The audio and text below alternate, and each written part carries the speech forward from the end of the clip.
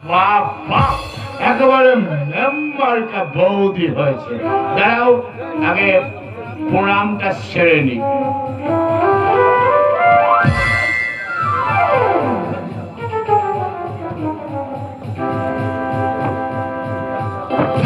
সারা পা দুটো কিছুতেই ঠিক রাখতে পারছি না। আমি কি করবো বলো মা? আমি কি ইচ্ছে করে কখনো খাই নাকি? ওই সেরা পিতাম্বর আমাকে জোর করে খাই দিয়েছে। ও নতুন বৌদি, তুমি কিছু মনে করো না, খারাপ কিছু খাইনি। তালের রস পেটটা ঠান্ডা, আজ একটু মাত্রা বাড়িয়ে দিয়েছি। এই বেতাল দেখছি 10খানা গায়ের লোক তোর বাবাকে দেবতার মতো ভক্তি শ্রদ্ধা করতো, তার ছেলে হয়ে তুই এইসব ছাইপাস খাস? তোর দাদার মতো শান্ত, কত বিদ্যা, তার ভাই হয়ে তুই যদি এসব অকাজ কুকাজ করে বেড়াস, তাতে তোর দাদার সম্মান কি পারা?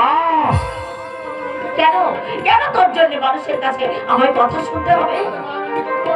তুই বাপ ঠাকুরদার নাম এমনি করে ডোবাবি জানলে আতুর ঘরে আমি তোকে নুন খাইয়ে মারতাম। ঠিক আছে ঠিক আছে ঠিক আছে, আর কোনোদিন আমি খাবো না। আর যদি ভুল করে কোনোদিন খেয়ে ফেলি, বাড়িতে আসবো না। হাজার হোক আমার এই মেম্বারকার নতুন বৌদির সম্মান আছে তো। এতগুলো চেষ্টা করলাম তবু তুই মানুষ হলে না ভাই। সবাই মানুষ হলে কদর কমে যায় দাদা। আমি ম্লান বলেই তো তুমি এত উজ্জ্বল। কি ঠিক বলেছি না নতুন বৌদি? আরে আরে আরে আরে, তুমি যে মোটেই কথা বলছো না দাদা। বোবা নয় তো, এমন মেম্বারকা বৌদি বোবা হলে আফসোসের কিন্তু সীমা থাকবে না। চলো, অন্যায় কিছু বলে ফেললাম নাকি? ক্ষমা করো বৌদি, আমাকে তুমি ক্ষমা করো। আমার মতো মানুষ তুমি এই গায়ে আর একটু দেখতে পাবে না। তোমার যখন যা দরকার আমাকে বলো, আমি এনে দেবো। তোমার হাতে বাঁশি? হ্যাঁ বাঁশি, তবে আমি কেষ্ট নই। আমি অনুজ লক্ষণ, দাদা আমার শ্রীরামচন্দ্র, আর তুমি হচ্ছে আমার সীতা বউ। মানে যদিও তোমার ওই বেশভূষা সীতার মতো নয়, তবু আমি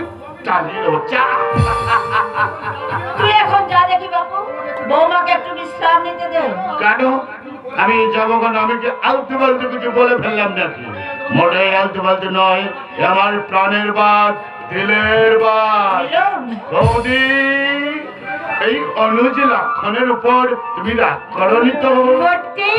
দেখলে মা, দেখলে আমার এই মেম্বারকা আধুনিকা বৌদি কেমন সুন্দর, আমার উপর একটু রাগ করনি। বৌদি, তুমি আবার এই দাদার পায়ে এসে দাঁড়াও দেখি। দাঁড়াও। হ্যাঁ ও মা, এই যুগল মিলন দেখতে কেমন লাগছে বলো তো? কেমন লাগছে? শ্যামের বামে রাই কিশোরী, শ্যামের বামে রাই কিশোরী, উলুদে উলুদে